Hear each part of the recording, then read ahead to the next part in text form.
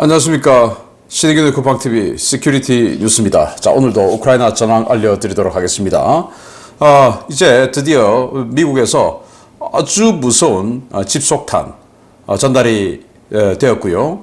그리고 이 폴란드와 체코 이런 나라들이 공격 헬기, 대형 공격 헬기를 또 많이 줬죠. 그래서 이 아주 강한 화력으로 우크라이나군이 무장을 하게 됐고, 그러면서 우크라이나군이 지금 현재 제10 작전 군단, 이래서 새로 편성한 예비 부대들 중에 첫 번째 이 군단이 전투를 하고 있는데, 그 다음 후속 군단을 발표했어요. 9군단이랍니다. 이 9군단이 이 미24 하인드, 그리고 집속탄, 그리고 영국의 최강 전차죠. 챌린저2 전차, 이런 걸 가지고 러시아를 이제 밀어붙일 것 같은데 어떤 내용인지 보도록 하겠고, 러시아가 그동안 전쟁 범죄를 많이 저질렀지 않습니까? 그 전쟁 범죄 행위에 대한 이 보복이 이제 본격적으로 들어가는 것 같습니다. 물론 테러 행위이기 때문에 이걸 양성해서는 안 되겠지만, 이런 행위, 테러 행위가 계속 진행되면 앞으로 러시아군 중에서 전쟁 범죄 행위, 민간인 대량 살상 행위를 직접 수행하거나 명령을 내리는 지휘 개선상에 있는 사람들 대단히 불안하게 되는 억제력이 되지도 않을까라는 생각이 드는데 어떤 내용인지 보겠습니다. 자, 신의균의 쿠팡TV 구독, 알림, 좋아요 눌러주십시오. 네, 전과 먼저 보겠습니다. 병력은 540명의 러시아군을 살상했다라는 거고요. 전차는 4대 격파, 장갑차 17대 격파, 차량 29대 격파, 특수장비 8대 격파, 야포 14문 격파, 다련장 로켓 4문 격파, 헬리콥터 밀8로 추정되는데요. 밀8 추정 헬리콥터 1대 격추, 무인 항공기 7대 격추 등의 전과를 발표했습니다. 꽤 쏠쏠한 전과가 있는데, 일단 야포는 1개 포병대대 이상의 그런 전력이 파괴가 되었죠.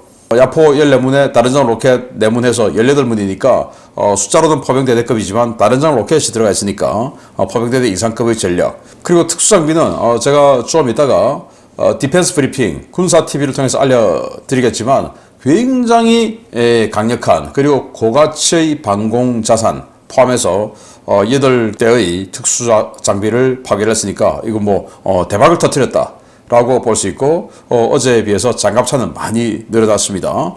자, 전선 상황을 보면 젤렌스키 대통령이 나토 정상회담에 깜짝 참석했다. 이제 나토 정상회담의 뭔가 내용이 지금 공개가 되겠는데, 여기에 그동안 말하지 않고 있다가 젤렌스키 대통령 사실은 나토 갔어 라고 이런 사진을 공개했는데, 지금 이 나토 정상회담 하는 행사장에 우크라이나 국기 세팅이 되고 있죠. 그러니까 젤렌스키 대통령 왔다 라는 걸 이렇게 사전에 임박해서 알려주었습니다. 우크라이나 외무장관은 이 나토 정상회담 직전에 독일이 우크라이나에 나토 가입하는 걸 막지 말라라고 성토했습니다. 지금 이 나토 국들 중에서 일부 뭐 의사표명을 안 하는 국가도 있지만 대부분의 국가들은 우크라이나가 나토 가입해야 된다라고 주장하고 있고, 미국은 이번 전쟁 기간 중에는 안 된다라고 조금 유보적인 태도를 취하고 있고, 그리고 독일은 그냥 아예 우크라이나는 나토 안 된다라고 이러고 있는 거예요. 저는 이게 왜 이러냐, 냉전시대 때 독일이 나토의 최전방 국가로서 나토 국가들의 엄청나게 많은 지원을 받았죠. 그로 인해서 독일이 전쟁에서 완전히 그냥 박살났던 그 경제를 순식간에 재건해서 세계 랭킹 3위의 경제 대국으로 발돋움했던 전력이 있죠. 그래서 독일은 자신들이 계속 나토의 핵심 축, 최전방 이런 것들로 남아있기를 바라는데, 우크라이나가 나토에 들어오면 나토가 이 중심이 굉장히 동쪽으로 이동하게 되고, 독일은 완전히 후방이 되는 것이죠. 독일의 동쪽에 있는 폴란드, 그리고 슬로바키아, 우크라이나 이런 나라가 최전방이 되어버리는 것이죠. 그러면 최전방에서 살짝 후방이 되는 루마니아나 불가리아 이런 나라도 왜 우크라이나의 나토 가입을 찬성하냐? 그런 나라는 어차피 나토 또는 EU에서의 중심 국가가 될 마음이 또 능력도 없는 나라죠. 그러니까 여기에 큰 관심 없고, 오직 자신들의 안보가 이 우크라이나라는 큰 나라가 나토에 같이 들어와 줌으로써 완충 지역으로 또는 방파제로서 생기면 그런 나라는 더 좋죠. 그래서 독일은 완전히 자신들의 어떤 이해관계에 의해서 나토 가입을 반대하는 거 아닌가라고 생각이 되고, 과거에 또 독소 전쟁할 때 얼마나 많이 서로 죽고 죽였습니까? 그 독소 전쟁에서 우크라이나는 당시는 소련이었죠. 그런 과거 앙금도 있지는 않을까라고 생각합니다. 튀르키예의 바이락타르사는 이 우크라이나의 현지에 드론 생산 공장을 건설해서 바이락타르 TB2 드론을 우크라이나 현지에서 대량 생산하기로 했는데, 이제는 뭐 TB2 드론이 큰 효과를 거둘 수 있겠습니까? 워낙 드론 종류도 다양해지고 했기 때문에. 자, 오신트 소식통들은 우크라이나군이 러시아군에게서 북한제 탄약을 노해겠다라고 하는데, 자, 이 사진이에요. 여기 이제 122mm 로켓탄이 있는데, 여기에 이렇게 로트 번호가 찍혀 있는데, 이걸 보고 이거와 비교를 하면서 이게 북한제 로트 번호다라고 하는데, 저로서는 사실 이 8877로 적혀 있는 이 숫자들, 이게 왜 북한제인지는 저는 지금 확인을 하지 못하겠는데, 아무튼 군사 전문가, 민간 군사 전문가 몇 명이 이거 북한제다, 이 로트 번호는 북한 거다라고 이야기를 하네요. 그래서 북한이, 이 주장이 맞다면 북한이 러시아에 지금 탄약을 공급하고 있다는, 돈을 받고 팔고 있다는 그 주장의 결과물이 진짜로 나오고 있는 거 맞죠? 우크라이나 총참모부는 바흐무트 전역이 우크라이나의 사격 통제권 하에 들어왔다라고 이야기를 했습니다. 클리치슈카 양쪽으로 그 고지대를 우크라이나가 점령했고, 그 중간에 있는 클리치슈카도 우크라이나가 점령했죠. 그러다 보니까 이 완전히 그냥 바흐무트 전역에 대한 감제권, 감시 통제, 이걸 뭐 전부 다 우크라이나가 수행할 수 있게 되니까 이 화포 포격으로 인해서 러시아군을 완전히 제압할 수 있는 이런 사격 통제권 확보했다라고 저희들의 이 분석, 주장과 똑같은 이야기를 이제 우크라이나가 했습니다. 영국은 러시아가 17개월간 하루 평균 400명의 사상자를 냈다, 의료가 완전히 붕괴됐다라고 하는데요. 17개월간 하루 평균 400명이면 얼추 20만 명이 넘으니까 이 병력 23만 5천 명 살상, 이거하고 좀 맞아가는 것 같습니다. 러시아는 오레오브, 지금 이 자포리자 지역의 핵심 격전지죠. 이 오레오브 지역에 다세대 주택에 공습을 가해서 우크라이나 민간인 7명이 사망했답니다. 그래서 지금 구조작업 중에 있다라고 하네요. 우크라이나 국방차관은 반격 이후에 168.8제곱킬로미터의 영토를 탈환했다라는 건데, 이 168.8km, 이게 어느 정도 되냐? 그래서 찾아보니까 우리나라로 치면 성남시 그리고 과천시, 이 두 개 도시를 합한 면적, 참고로 과천시는 좀 작죠, 규모가, 이 면적이. 그래서 성남과 과천을 합한 정도의 면적을 6월부터 대공세를 시작했는데, 그 정도 면적을 탈환했다라는 거고, 미국 전쟁연구소 ISW는 우크라이나가 세계 방면에서 반격 작전을 하고 있고, 그 세계에서 각각 1km 이상씩 진격했다라고 발표를 했고요. 또 ISW는 크렘린궁이 바그너 그룹, 프리고진을 포함한 이 바그너 그룹 간부들의 접견 보도를 한 건 정치적인 목적이다라는 거예요. 바그너 그룹의 프리고진을 포함한 35명의 간부급 인사들을 푸틴이 직접 그 반란 이후에 만났고, 푸틴 대통령에 대한 충성은 변함없다, 단지 쇼이구나 게라시모프 같은 저런 무능력한 자를 처벌하기 위해서 우리는 깃발을 들은 거다, 이런 이야기를 했다라는 거예요. 그래서 그걸 한 거는 푸틴의 권력 공고화를 위한 이런 정치적인 목적이 아니냐라는 거고요. 그러나 실제 그런 일이 있었는지, 또 그런 발언을 했는지는 알 길은 없죠. 자, 바흐무트에 파견되어 있는 체첸 아흐멧 대대인데, 이 체첸 증원군이 도심 외곽에서 괴멸됐답니다. 왜냐, 이 우크라이나 총참모부가 밝혔듯이 감제고지를 점령하고 포병 화력으로 때려버리고 있으니까 이제 체첸 증원군이 들어갔다 그냥 박살나서 도망 나갔다라는 건데, 이걸 그 친러 텔레그램 채널인 아테시가 전황을 리포트하면서 이렇게 얘기했어요. 아흐멧 대대가 바흐무트에서 손실을 입었다. 러시아군 관계자 아테시는 카다로프 군대가 바흐무트 인근에서 대패했다고 보고했다. 수십 명이 죽고 많은 병력이 다쳤는데 그들은 피해를 입고 도주했다.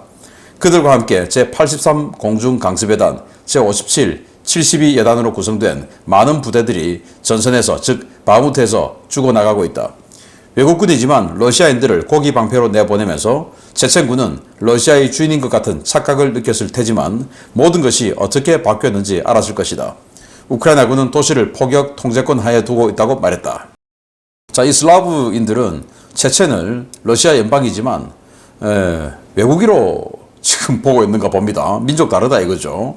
체첸인들이 그걸 좀 알았으면 좋겠는데요. 아무튼 지난 그 러시아가 공세를 펴던 그 시간에 그때도 체첸이 한번 들어왔었는데 그때는 고기방패 앞에다 세우고 그리고 그 고기방패로 인해서 우크라이나군의 방어선이 당황하고 밀릴 때 체첸군이 치고 들어가고 화력 지원 받으면 치고 들어가고 해서 장과를 올렸지만 지금은 공수전환돼서 고기방패도 없고 자기네들이 고기방패에서 들어가야 되는데 포격은 오히려 우크라이나가 때리고 있으니까 상황이 완전히 바뀌었다라는 것을 처절하게 알게 됐다 이 말입니다. 그걸 친러 텔레그램에서 이야기했을 정도니까 사실인 거죠. 자, 주요 소식 들어가겠습니다. 첫 번째입니다. 우크라이나 군사정보국이 러시아군의 민간인 공격 행위자 개개인에게 철저한 보복을 공언한 직후 첫 번째 사망자가 나왔습니다. 우크라이나 민간 병원에 미사일을 쏘았던 러시아 잠수함 함장이 기지 인근에서 사살되어 러시아 장교들이 크게 동요하고 있다는 소식입니다.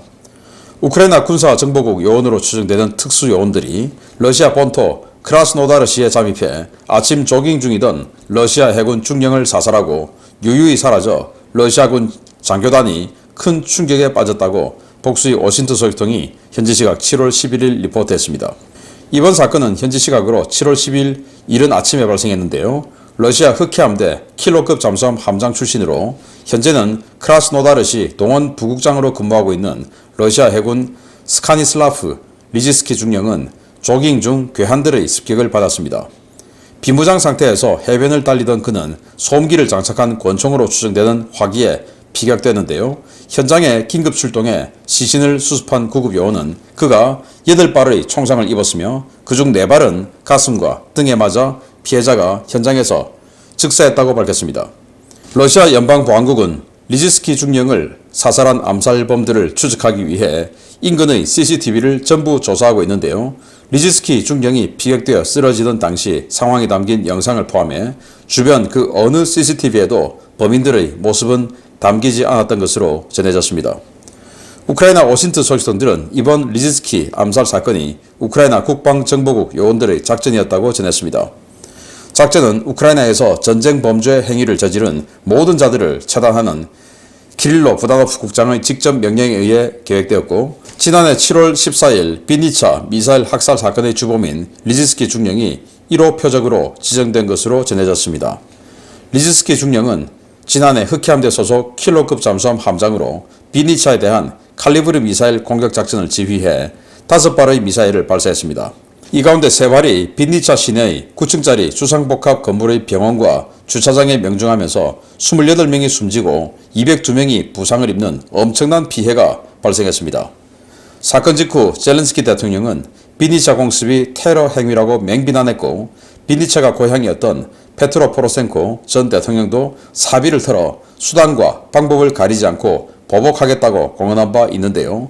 이에 대해 이고르 고나셴코프 러시아 국방부 대변인은 우리가 공격한 것은 우크라이나군 주둔지 장교 휴게시설이라고 주장해 공분을 샀습니다. 우크라이나 소식통들은 더 많은 요원들이 러시아 각지로 파견될 것이고 현지 협력자들도 늘고 있다며 앞으로 더 많은 전범들이 심판을 받게 될 것이라고 경고했는데요. 군복을 입은 자로서 비무장 민간인을 공격해 잔인하게 살해한 범죄자들 어떤 형태로든 반드시 일벌백계해 앞으로는 더 이상 무고한 민간인을 공격하지 못하도록 가르쳐 줘야 하겠습니다. 네, 아무튼 테러가 일어났다라는 건데 그 테러를 당한 사람들이 전쟁 범죄를 심각하게 저지른 사람들이다. 그런데 이걸 부다노프 정보국장이 그 예고를 하면서 모든 것을 되돌릴 때가 왔다라고 웃으면서 방송을 했고 그 직후에 이제 이 상황이 벌어진 거예요. 러시아 본토입니다. 크림반도 건너편에 있는 이 크라스노다르시 여기에 있고 이 도시에서 발생을 했습니다. 그러니까 완전히 그냥 러시아로 쑥 들어갔죠. 이 사람입니다. 스카니슬라프 리지스키 해군 중령인데 이 사람은 이 전 보직이, 그러니까 작년 보직이죠. 흑해함대 킬러급 잠수함 함장이었습니다. 그래서 킬러급 잠수함을 지휘하면서 5발의 칼리브르 미사일을 쏘았고, 그 5발이 민간인 지역, 이 키우에서 200km 남쪽에 있는 비니차 지역으로 날아갔고, 거기에서 5발 중에 2발은 요격됐고 3발은 어떤 건물에 명중을 한 거예요. 그게 이제 전쟁 범죄 행위로 지탄받고 있습니다. 그래서 이 사람이 아침에 조깅을 하고 있는데, 지금은 킬러급 함장 보직을 그만두고 현재는 이 크라스노다르시의 동원 부국장해서 지금 뭐 육상 근무 내근직을 하고 있는 거죠. 그래서 아침에 조깅을 하고 있는데 이 CCTV가 곳곳에 있는데 딱 CCTV가 없는 지역, 여기에서 사살당한 거예요. 그러니까 이 범인들은 이 사람이 조깅을 한 동선, 그런 것들을 확실하게 파악하고 범행을 저지른 거죠. 그리고 8발을 맞았고 그 중에 2발은 가슴, 2발은 등짝, 이렇게 해서 상반신에 4발을 맞아서 즉사했다라는 거예요. 자, 리즈스키 중령이 쏘았던 바로 그 건물입니다. 이 옆으로 3발이 들어와서 맞았고 2층이 병원이라고 하는데, 이 병원 오전에 이랬기 때문에 오전에 주로 병원 손님들, 출근하지 않은 여성들, 그리고 어린이들이 많겠죠. 그래서 이 실내에 나오는 시신들 보면 상당수가 여성과 어린이였습니다. 그리고 많이 죽었죠. 엄청난 피해, 28명이 숨지고 202명이 중경상을 입었으니까 얼마나 큰 피해였습니까? 여기에 대한 보복을 이제 했는데 앞으로도 이런 것들이 계속되겠다. 그래서 러시아에서 이게 이제는 시작이다. 그래서 폭격기 조종사들, K-55 같은 거 멀리서 쏘았지 않습니까?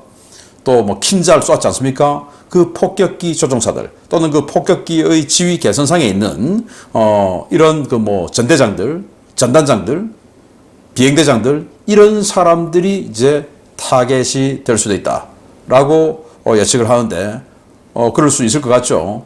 그래서 이런 테러 행위가 계속된다는 건 불행한 일이고 있어서는 안 되는 일인데, 이럴 수 있다라는 그 어떤 가능성만으로도 러시아 군들이 내가 이렇게 전쟁 범죄를 했을 때 이게 괜찮을까? 라는 뭔가 멈칫하는 억제력이 될 것 같고, 앞으로 이런 일이 발생할 수 있으니까 러시아 군들은 민간인 지역에 함부로 미사일 안 날리기를 바랍니다. 두 번째, 화끈한 소식입니다.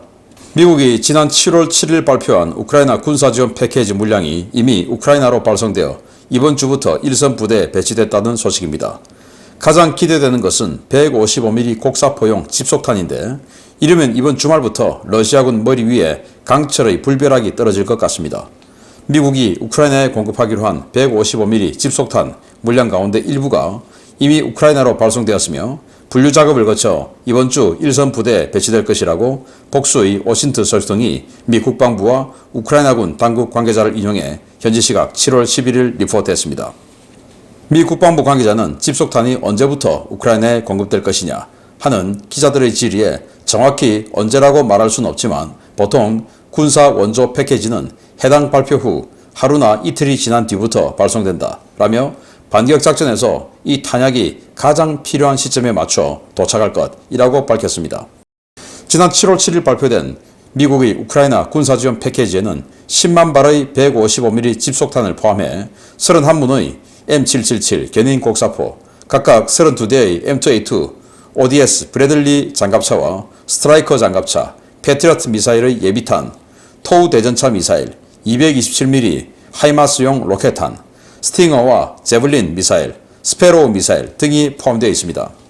이번 공급은 프레지덴셜 스로다운 형태로 진행되기 때문에 미 육군 재고에서 반출되는데요. 이런 조달 형태 때문에 지원 대상 물량이 매우 빠른 속도로 우크라이나에 공급될 것이라는 관측이 있었습니다. 우크라이나군 관계자에 따르면 탄약은 항공편으로 유럽에 들어온 뒤 다양한 루트를 통해 우크라이나로 반입될 예정인데요. 통상 폴란드를 경유해 우크라이나로 반입되는 보급품 공급 루트의 이동 소요 시간이 사흘을 넘지 않는다는 점에서 미국의 집속탄 공급분 초도 물량은 이번 주부터 일선 배치가 시작될 것으로 보입니다. 미국이 공급하는 집속탄은 M864A1으로 베이스 브리드 방식의 사거리 연장탄인데요. 최대 29km까지 날려보낼 수 있고 내부에 대인용 M42 자탄 48발, 대전차용 M46 자탄 24발을 내장하고 있어 한 발로도 포격 지역 일대를 초토화시킬 수 있습니다. 미국은 155mm 일반탄 생산 역량을 현재의 월 6만 5천 발 수준에서 올 연말까지 월 10만 7천 발로 늘려 포탄 수급이 원활해질 때까지 당분간 집속탄을 공급할 예정인데요. 현재 미 육군 재고에만 M864 계열의 155mm 집속탄 재고가 460만 발에 달하는 수준이어서 이 가운데 상당 물량이 우크라이나에 넘어갈 것으로 기대됩니다. 집속탄 공급이 시작되고 우크라이나군의 공세작전 속도가 더 빨라질 것으로 기대를 모으고 있는 가운데 새 공세 부대도 등장했습니다. 현재 주요 전선에서 공세를 진행하고 있는 부대는 신규 창설된 제10작전 군단인데요. 우크라이나군은 현지 시각 7월 10일 현재 전선으로 이동을 시작한 신규 공세 부대가 있으며 이들의 작전 지휘 계통이 제9군단이라고 밝혔습니다. 제9군단은 영국이 지원한 챌린저2 전차와 슬로바키아의 M55S, 독일이 제공한 레오파르트 1A5 등을 주력으로 편성했고 제10 작전 군단과 유사한 10여 개 안팎의 예단을 예하에 두고 있는 것으로 전해졌는데요. 집속탄을 들고 전선에 투입될 9군단이 러시아군 참호 방어선을 상대로 어떤 공세를 펼지 지켜봐야겠습니다. 네, 집속탄이 드디어 갔다. 그러니까 뭐 7월 7일 날 발표를 했으니까 발표하고 하루 이틀이면 스타트를 한다. 그러니까 지금 뭐 이미 우크라이나에 도착을 했다. 그리고 뭐 오늘 내일 중으로 늦어도 이번 주말에는 전선에서 사격하는 것을 볼 수 있을 것이다. 라는 거 아니겠습니까? 자, 이게 155mm 집속탄 외형입니다. 뭐 자주포에 싣고 있는 모습인데 이 집속탄 뭐 일반 고폭탄하고 덩치 비슷하게 생겼어요. 그런데 내부에 자탄이 72발에서 88발까지 들어가 있어요. 그래서 이번에 들어간 것은 사거리 연장탄 29km까지 날아가는 사거리 연장탄인데 사거리가 연장되다 보니까 자탄 숫자가 적죠. 자탄 숫자가 그래서 72발짜리. 그래서 이렇게 M42, M46. M42는 대인탄, M46은 이제 기갑 차량탄. 뭐 이렇게 해서 각각 24발, 48발, 대인용이 48발, 대전차용이 24발 이렇게 해서 총 72발이 들어가는데 이거 뭐 보너스 탄이나 이런 것처럼 이 유도 방식은 아니고 그냥 뭐 대충 워낙 많이 떨어지니까 대충 떨어져서 하나 얻어 걸리면 되는 겁니다. 전차든 사람이든 뭐든. 그래서 교통호 참호를 파놓고 있는 이런 교통호 지역에 대거 때려버리면 이제 만약에 횡대로 방어선이 파져 있으면 사격을 횡대로 이렇게 하면 되겠죠. 그러면 그 중에 몇 개의 탄은 참호 내로 들어가겠죠. 이제 뭐 그런 겁니다. 근데 한 발 딱 터지는 고폭탄을 쏘면 그 참호 내로 고개 숙이고 있으면 뭐 사실은 큰 영향이 없죠. 그러니까 이 집속탄이 얼마나 효과가 있을까라는 건 뭐 뻔한 사실이고, 그러나 콘크리트, 건물 이런 데는 또 효과는 없어요. 뭐 수류탄 같은 그런 탄이 그냥 바깥에서 터지니까 콘크리트 내부에는 큰 피해를 없죠. 그때는 고폭탄을 또 쏘면 되는 것이고. 자, 그러면서 이런 것들을 운용하는 부대, 신규 부대, 9군단이 또 들어간다라는 건데 챌린저2 전차 정말 어마어마한 방어력 가지고 있죠. 이게 선봉에서 뚫고 들어가면서 물론 뭐 많은 수량은 아닙니다만은 그러면서 집속탄 쏘고, 그리고 폴란드와 체코에서 준 하인드 사탄의 마차라고 하는 하인드 공격 헬기 하늘에서 항공 화력 지원해주고, 자 이러면서 새로 지금 들어가는 쌩쌩한 서방 훈련을 받은 9군단이 12개 여단이 밀어붙이면 이제 괜찮은 전과가 나오지 않을까라고 생각하고요.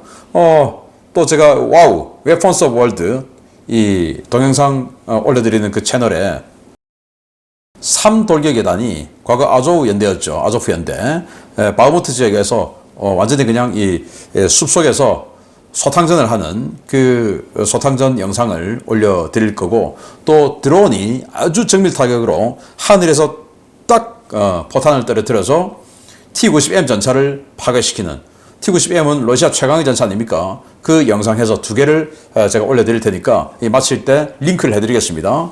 링크 클릭하셔가지고 해당 동영상을 이번 전쟁의 참고 삼아 봐주시고, 계속 올려드리니까 웨폰스 오브 월드 와우 동영상 채널 구독, 알림 해주시기 바랍니다. 마치겠습니다. 감사합니다.